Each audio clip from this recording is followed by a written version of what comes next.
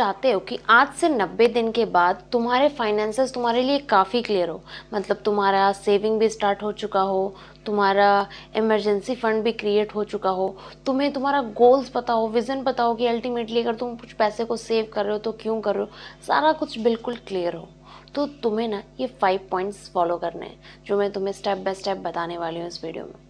And last वाला point काफ़ी important है, तो वीडियो को एंड तक ज़रूर देखना।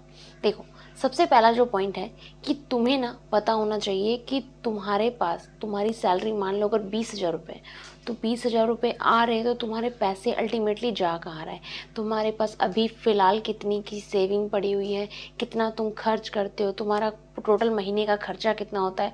एक एग्जांपल लो, मान लो 20,000 की सैलरी है, तो 20,000 में से कितना खर्चा हो जाता है, कितना बचता है, कहाँ किस चीज़ में कितना खर्चा होता है, वो चीज़ें तुम्हारे लिए पहले तो सबसे पहला पॉइंट ये चीज़ तुम्हारी क्लियर होनी चाहिए।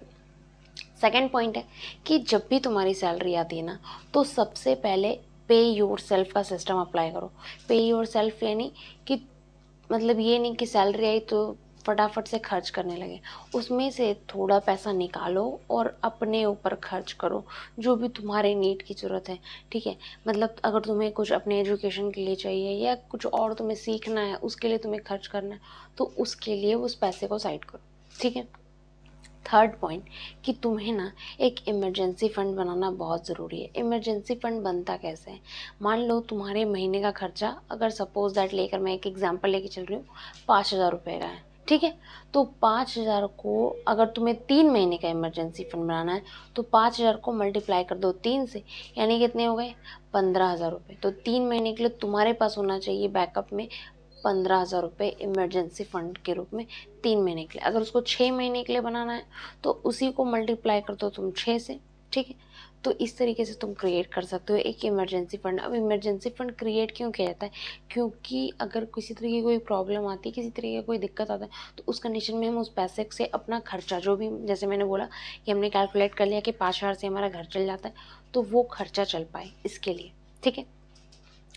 एंड फिर जो नेक्स्ट पॉइंट है दैट हमें ना हमारा विज़न क्लियर होना चाहिए, दैट अल्टीमेटली अगर आप कोई भी पर्टिकुलर अमाउंट सेव कर रहे हो, तो उसका मान लो अगर आप 500 रुपये ही सेव करते हो हर महीने, तो क्यों कर रहे हो, क्या रीज़न क्या है उसको सेव करने का, कि आपको कोई कार लेनी है, कोई घर लेना है, क्या कोई शादी करनी है, या अपने बच्चे के एजुकेशन के लिए कर रहे हो, किस चीज़ के लिए, उसका पर्पस क्या है, वो पर्पस क्लियर होना काफ़ी इंपॉर्टेंट है।